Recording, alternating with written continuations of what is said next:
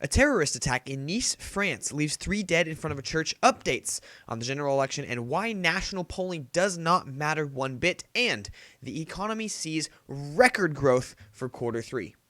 Before we get started with the news, if you're watching this video, I want to ask that you please go hit that subscribe button on my homepage, like this video, and share it with your friends. I don't have a marketing team or a big fancy studio, just a dude trying to share the information that I think is important in easy to understand ways. So all my video traffic comes from you, my viewers. So what are you waiting for? It only takes 2 seconds. Go to my homepage, hit that like button, subscribe. If you like my content, if you would like to see more of it, if you want to be part of helping my channel grow, subscribe to the channel, hit that notification bell so you never miss a video, and share this video with your friends. And if everyone who watched this video shared it one time, I would be the biggest YouTube channel by the end of the year. All right. Yes, it is. Halloween is upon us in 2 days. This is my favorite holiday, which is why I'm starting to now dress up in various costumes, which you will see me in through the rest today and tomorrow. So on to the news. Today we saw a terrorist attack in Nice, France. A man wielding a knife killed 3 people at a church in the French city of Nice on Thursday, slitting the throat of at least one in what presidential Emmanuel Macron calls an Islamic terrorist attack. The assailant, who was shot and wounded by police, was identified as Brahim Hawissawi. I have no idea how to pronounce that. A 21-year-old Tunisian migrant who arrived in Italy in late September and later traveled to France. Sources close to the inquiry said. He kept repeating Allahu Akbar, God is greatest, even while under medication as he was taken to the hospital. Nice's mayor, Christian Estrosi, told journalists at the scene. The body of a woman whose throat had been cut in an apparent beheading attempt was found inside the Basilica of Notre Dame in the heart of the Mediterranean resort city. So this is just really heartbreaking. It's not a secret. I haven't talked a lot about it on this channel. I'm openly Christian. I'm not an Orthodox per se, but I am a as they call a Protestant, and so it just hurts my heart anytime I see a brother or sister in Christ killed, and especially in such a brutal manner in front of a church. It just really hurts. That's a member of my community. So in such a brutal way, really, this is disgusting. The body of a man, a church employee of about 45 years old, was also found inside the church, while another woman succumbed to her injuries after seeking refuge in a nearby bar. Man, a church employee. I am also a church employee, so like this really hits home for me. Man, this is really obviously sad to see, and I wish this man can recover soon and that he will be able to answer for his crimes. And I hope that this man goes to jail for a very long time and he's able to let's say come to Jesus and realize what he's done and repent of these sins. But man, this is really, really hard. It's really hard to read right now. It's really hard to tell you guys about this because, like I said, it really hits home for me. This is even though it's on halfway across the world, this isn't my own backyard. This is a church. I work at a church. I'm a minister. This really, really, really hurts to see. Father Felipe S.O., who serves at the Basilica, said that no mass was underway at the time of the attack, but the church opens around 8 a.m., and people come in to pray at all hours. Churches across France sounded death knells. The traditional bell tolls to mark a death at 3 p.m. The killings which occurred just ahead of the Catholic holiday of All Saints' Day on Sunday prompted the government to raise the terror alert level to maximum nationwide. All Saints' Day is this upcoming Sunday. I'm not really familiar with the Catholic tradition. Like I said, I'm more of the Protestant wing, non-denominational. But man, this is crazy. Obviously, it's really bad. It's really sad to see. And I wish the French policemen the best, and I hope that they are able to stop any further attacks before they happen. Okay, so that was breaking news today. Let's move on to the presidential election. So the national polling has Joe Biden up by about 7.5 points ish. That's what Google says anyway. The 270 to win has a full breakdown. They're sitting at about 5 points, which I think is more accurate polling than this Google. But you got to understand something. The national polling does not matter one bit at all. What matters is the swing states. So in the states like Arizona, where Biden is up by 1.6 points, I think Trump's going to win. I'll go over this, and I'll go over this shortly. Florida, Biden's up by 1.2 points. Michigan and Minnesota, he's up by 8.2. North Carolina, Biden's up by 1.7. Pennsylvania, 4.3. Wisconsin, 8.7. Man, so nationally, Biden's up by 7 points. But here's what you got to understand. These polls are all flawed. Here's why.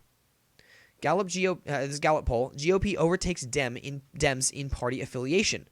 More Americans identify with the Republican Party than the Democratic Party for the first time since 2004, according to a Gallup survey. The poll found 28% consider themselves Republican, 27% Democrats, a plurality of 42% identify as independents.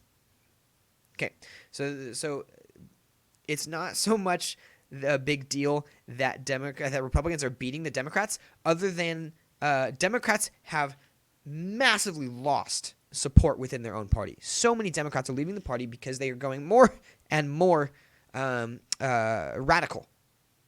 That's the only way to describe it. So 42% identify as Republicans. Now this is kind of a bad news for Republicans, because independents tend to vote more Democrat.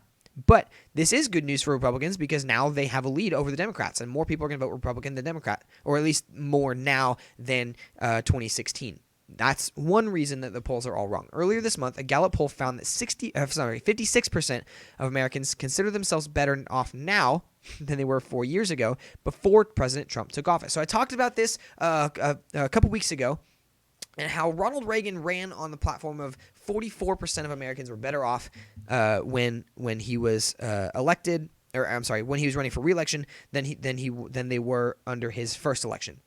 44%. So based on these couple of numbers alone, Trump should be winning this thing with a landslide, but Biden's up 7.7%. I have a couple of theories as to why. In its survey of party affiliation, Gallup found that the time of the party conventions last summer, the GOP was trailing the Democratic Party. The Democrats' advantage at that point was 6 points, down from the 11 points in June. In 1992, the Democrats had a 10-point lead. In 1996, it was 11 points. In 2000, it was 11 points. In 2008, it was 8 points. But in 2016, it was down to 3 points. In September, the Democrats' advantage was just 3 points after being up by 11 in June. People are fleeing the Democratic Party in droves. So Brandon Straka over with the Walk Away movement. Candace Owens with Blexit.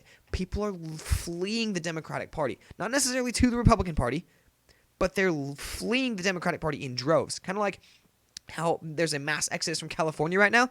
There's a mass exodus from the Democratic Party right now. And this study from Cloud Research, our election 2020 polls respondents honest about their vote. So we gone over this. Party affiliation is up for Republicans. A majority of Americans feel better about under Donald Trump than they did under Barack Obama. So there's a couple of reasons. Now this one. Lately, there's been considerable debate over the accuracy of presidential polls. I know you've all seen it. You've all seen it. We've all seen someone say the polls are not real. I'm saying it right now. While recent polls show Joe Biden ahead, a number of pundits speculate that some Donald Trump supporters may be hesitant to share their true opinions when polled by phone. That hypothesis is gaining traction, leading some to argue that Trump may be leading, despite what the latest numbers show. It's also being fueled by the belief that 2020 will be a repeat of 2016 election, when Trump polled poorly in advance of the election, but still went on to win the Electoral College vote. Despite the current debate on whether there are segments of Trump or Biden backers reticent to express their true opinions on phone polls, there's been little empirical investigation into if the phenomenon actually exists. Pundits on major broadcast and cable news networks such as Fox and CNN continue to speculate on the potential impact of so-called shy Trump voters on the outcome of the November presidential election result. In a recent article published in the New York Times, David Winston says the following: "The idea that people lie, it's an interesting theory. And it's not like it's completely off the wall, but it's obviously a very complicated thing to try and prove because what can you do? Ask them, are you lying? On its face, a poll that asks people whether they lie in phone polls may not make much sense. After all, why would a person who lies on the telephone tell the truth about an indifferent online poll? We here at Cloud Research reasoned that the issue may be methodological." So what did Cloud Research find when they asked people, are you lying in these polls? 11.7% of Republicans say they would not report their true opinions about their preferred presidential candidate on telephone polls. 11.7%, nearly 12% of Republicans say, not going to report. I'm going to lie about it. Ooh, now we're getting somewhere. As opposed to just 5.4% of Democrats say they would be reluctant to share their true voting intentions. Roughly half the number of Republicans reluctant to tell the truth on phone calls. Here's why this matters. Like I said earlier, national polling does not matter at all. Not one bit. Biden's up 7.7% nationally. That's because of California, Colorado, New York, and the New England area. Okay, all of these deep blue states. Now, as opposed to the swing states, so we've got Arizona, Florida, Michigan, Minnesota, North Carolina, Pennsylvania, and Wisconsin. These 7 states, which are kind of a toss-ups right now, Joe Biden's only averaging ahead by 4.8%. 4.8. And if it's true that there's a 6.3% difference in Republicans lying versus Democrats lying, 6.3% is a lot bigger than the 4.8% average of these swing states, which suggests to me that Donald Trump is going to win Arizona, Florida, North Carolina, Pennsylvania, and maybe even Michigan, Minnesota, and Wisconsin, each holding Biden up by over 8 points. Here's why. In Florida, the 2016 election, they were wrong by 1 point. Trump was ahead by 0.2. He won by 1.2. So it was 1% off. This brings and right now Biden's up by 1.2. This brings it down to 0.2 Biden. And if it's true that these 6.3% difference is wrong, Trump's going to win Florida by over a 5-point margin, likely over a 6-point margin. Right? The same thing is true for Michigan. Biden's currently up by 8.2%. But the polls favored Clinton by 3.7%. So 8.2 minus 3.7, well, now we're down to 4.5, looking a lot more like the average. And 6.3, again, is a lot more closer. Now Trump's going to win Michigan by 2 points. Minnesota, same story. North Carolina, they favored the North Carolina polls favored Clinton by 2.7. They favored Clinton by 2.7. And right now, Biden only has a 1.7 lead. So flip that the other way. Trump's got a 1-point lead, plus the 6.3 that are going to lie about who they're going to vote for. Pennsylvania. Currently, Biden's winning by 4.3. The polls were off in 2016 by 3.5 points. 3.5 points. Now, Biden's only winning by 0.7. Potentially giving Pennsylvania to Biden giving Pennsylvania to Trump by a 5-point margin. Similar story in Wisconsin. In Wisconsin, in 2016, the polls favored Clinton by 7 points. Right now, Biden's winning by 8.7. So take that down to 1.7 versus the 6.3 that Trump is expected to gain in voters who lie about who they're going to vote for. Trump's probably going to win Wisconsin with a 5-point margin. Easy. Like I said, National polls don't matter one bit. Not when 6.3% of Republicans are lying about who they're going to vote for, and they're not going to tell the pollsters, they're going to tell the pollsters, I'm voting for Biden, when really they're going to see a 6.5-point boost as to what was expected. So you can expect Trump to win Arizona, Florida, North Carolina, and probably even Pennsylvania, with a likelihood he also wins Wisconsin, Minnesota, and Michigan. Now, obviously, target voting is probably a better accurate representation than the polling. So let's take a look at that.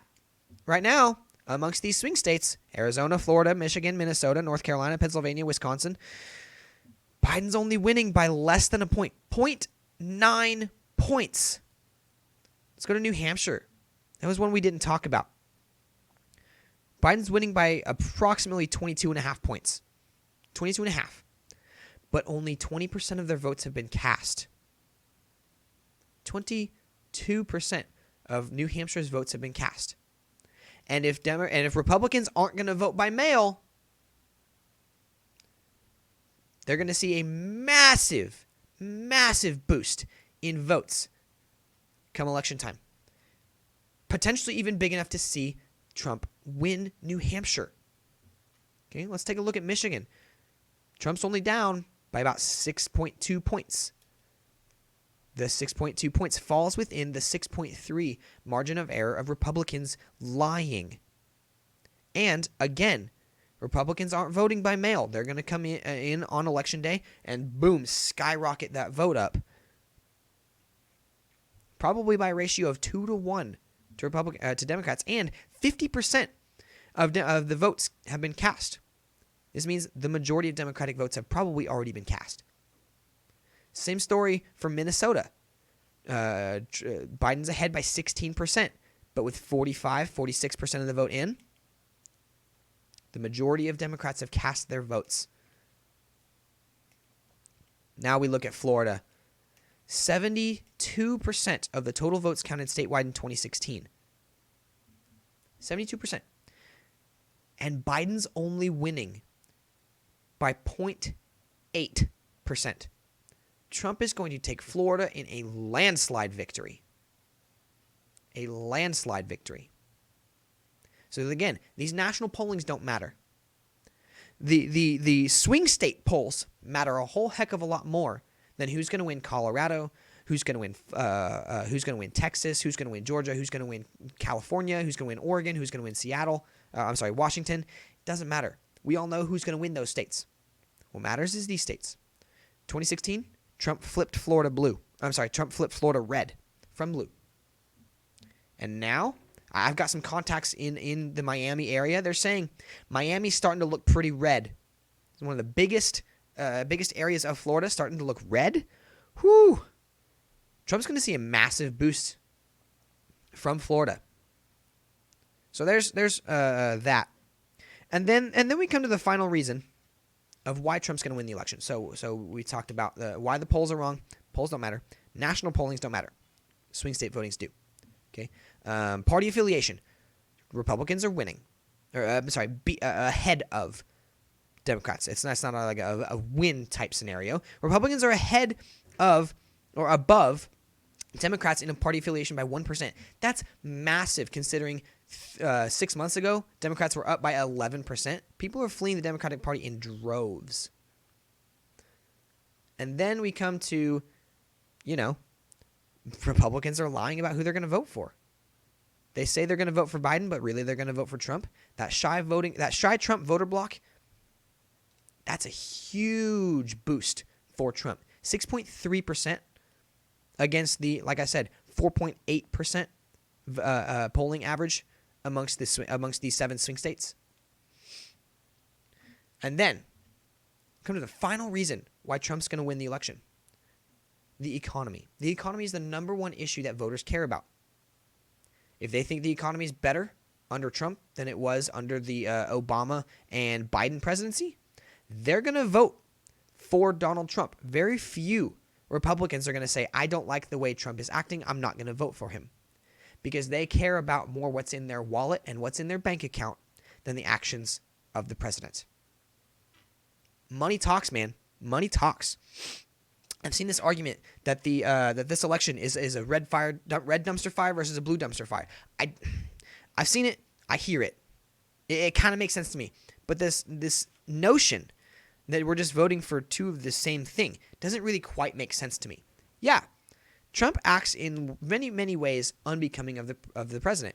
So does Joe Biden. So in that regard, I understand. It's like voting for one dumpster fire or the other. But in terms of policy, it doesn't make sense.